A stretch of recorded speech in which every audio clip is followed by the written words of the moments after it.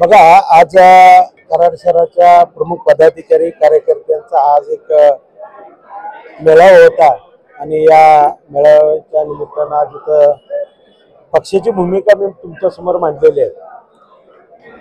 आदरणीय एकनाथजी शिंदे साहेब असतील, देवेंद्र फडणवीस साहेब असतील, अजितदादा असतील यांच्या माध्यमातून पूर्ण महाराष्ट्रामध्ये युतीच्या माध्यमातून ही सर्व इलेक्शनला आपल्याला सामोरं जायचं अशा सूचना आहेत. परंतु जिल्ह्यामध्ये त्या लेवलला बसून बैठका चालू आहेत. आज आपल्या सातारा जिल्ह्याची पूर्ण जबाबदारी पालकमंत्री म्हणून आदरणीय शंभूराज देसाई यांच्याकडे दिलेली आहे. त्यांनी सुद्धा या युतीच्या बाबतीत एक बैठक घेतली. बीजेपीचे आमदार होते, आमचे आमदार होते, स्वतः पालकमंत्री होते, त्यांच्या लेवलला एक बैठक झालेली आहे आणि ही चर्चा आमची पुढे चालू आहे. परंतु ज्यावेळेला कराड शहराचा विषय आला आणि या कराड शहराच्या विषयामध्ये आमच्या पक्षाच्या माध्यमातून पक्षाचे उमेदवार मी राजेंद्र सिंह यादव यांचं नाव पुढे केलेलं आहे आणि ते फायनल नाव आहे की आमच्या पक्षातून एकच उमेदवार असला तर असणार तो राजेंद्र सिंह यादव असणार. आता सर्वच तुझे मित्र पक्ष जे आहेत ते त्यांचा पक्ष वाढवण्यासाठी चिन्हावर लढण्याचे संकेत स्पष्टपणे देतात. मग शिवसेना का मागे राहिली की आम्ही पक्षाच्या चिन्हावर लढवू का स्थानिक आघाड्यांवर? हे एक बघा, जोपर्यंत पक्षाच्या भूमिका स्पष्ट होत नाहीत, जोपर्यंत आमची चर्चा चालू आहे, जोपर्यंत बैठका आमच्या चालू आहेत, तोपर्यंत आम्ही असं कुठलंही तुम्हाला स्पष्टपणे बोलू शकत नाही. परंतु आमची पक्षाची भूमिका आहे, प्रत्येक पक्षाला अधिकार आहे, प्रत्येक कार्यकर्त्याला अधिकार आहे पक्ष वाढवण्याचा. त्यामुळे येणारं इलेक्शन आम्ही शिवसेने धनुष्यबाणावरतीच लढणार आहोत, इथं स्पष्ट आहे.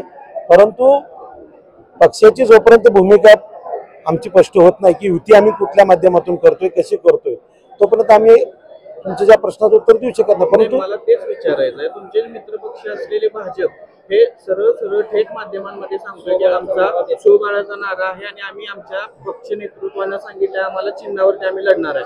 बघा, तुमच्या बरोबर चर्चा करायचं. आज एक सांगतो तुम्हाला, जरी आमची भविष्यामध्ये युती जरी झाली तरी सुद्धा त्यांची ज्या काय जागा असतील त्या जागेवरती त्यांच्या पक्षाच्या चिन्हावर लढतील. परंतु आमची जिथं जागा आहेत, आमचे उमेदवार जिथं, तर आम्ही धनुष्यबाणावरतीच लढणार आहोत ना. सर्व जागा भाजपच्या चिन्हावर आम्ही लढणार आहे.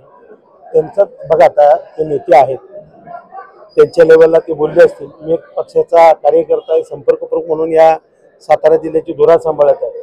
मला काय बोलताना काही गोष्टीच्या मर्यादा आहेत. जोपर्यंत आमच्या पक्षसृष्टींच्या बैठका पूर्ण होत नाहीत तोपर्यंत असा विश्वबळाचा नारा देऊ शकत नाही. परंतु तशी वेळ आलीच तर पूर्ण सातारा जिल्ह्यामध्ये स्वतंत्रपणे लढण्याची आम्ही पूर्ण तयारी केली.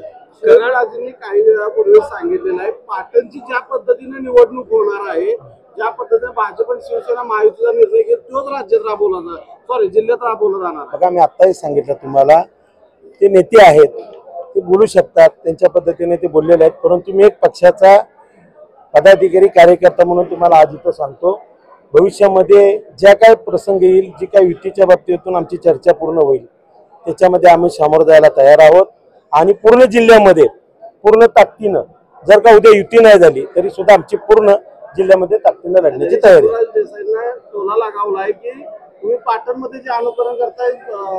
बघा, देसाई साहेबांनी स्पष्ट केलेलं आहे की जिल्ह्यामध्ये आमच्या पदाधिकाऱ्यांना, आमच्या शिवसेनेच्या कार्यकर्त्यांना न्याय मिळाला पाहिजे, त्यांना सन्मान मिळाला पाहिजे.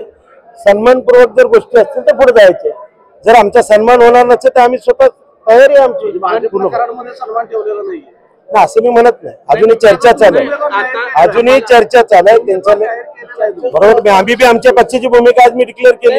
आमचा उमेदवार, तुमचा कार्यकर्ता तुमच्या बरोबर आहे, शिवसेनेचा कार्यकर्ता तुमच्या बरोबर आहे. मग तुम्हाला कराड नगरपालिकेमध्ये किंवा इतर नगरपालिकांमध्ये निर्णय घ्यायला वेळ का लागतोय? जर तुमचे मित्रपक्ष तुमच्याशी सन्मानानं वागत आहेत असं तुम्ही म्हणताय, तर तुम्ही का निर्णय घ्यायला वेळ लावताय? बघा, मी असं म्हटलं नाही. आम्ही काय म्हटलंय की जिथं आम्हाला सन्मानपूर्वक वागणूक मिळेल, आमच्या पदाधिकाऱ्यांना कार्यकर्त्यांना न्याय मिळेल, त्या ठिकाणी युती होईल.